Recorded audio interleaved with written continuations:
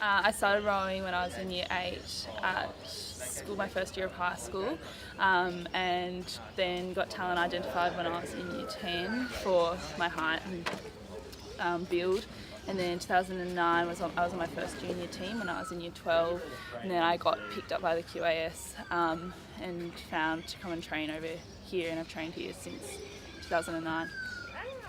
Similar sort of story. I started at school and went all the way through the school rowing system, and then found myself rowing afterwards after school. And then eventually, once I started pulling some numbers on the ergo, the rowing machine, the QAS picked me up, and then I've been rowing the program ever since. And it's definitely been probably one of the greatest things that happened in my rowing career is getting picked up by the QAS.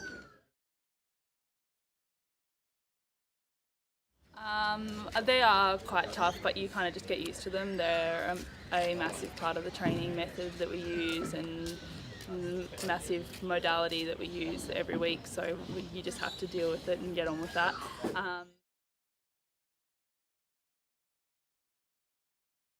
I think in regards to the program and what Tim and Tom offer us is pretty exceptional throughout the country. Like no one else, I don't really think gets this sort of experience. I think that they manage our balance, our life very well, and our sort of happiness in our training zones and training environment and stuff like that really well, and really offer us a lot of support, which I think we're all very grateful for.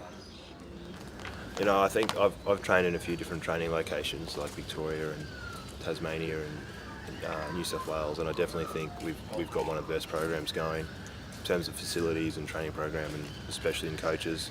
Like the support's just, I think it's next to none.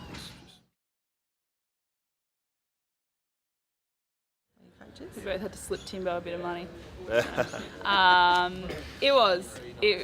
I think the thing for me that was good was that it recognised not as much performance, but how the integrity and stuff like that you hold as an athlete of the QAS, and I think that the QAS offers you a program to be really proud of and to hold that level of that they sort of set for us, and I think that that's what that award sort of recognised, was holding that level of training, hard work ethic and the level of integrity that the sport wanted us to hold and stuff. So I think that's, for me, that's what I took away from that award more than a performance-related thing, which is also pretty cool because a lot of the stuff that we try and achieve is really performance-orientated, whereas this was a bit more of how you carry yourself as an athlete.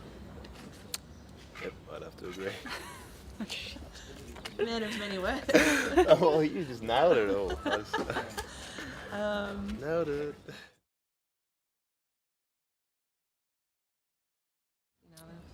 Yeah, so we basically, most of our training's done here in Tennyson in Brisbane, and then when we want to get some flat water or non-swirly water, we go out to Quong Bar, just out there at Pine Rivers, and then we do blocks, obviously standard up and down. I think the training since as it gets closer to Rio's definitely probably stepped up this year as well. We found that we initially thought Tim's just lost the plot, but now we've found that this is going to be the going thing for the next few years. So I think it's also quite cool embarking on that. It's pretty scary for both of us, having not done any training sort of like that before. So we'll see how that goes.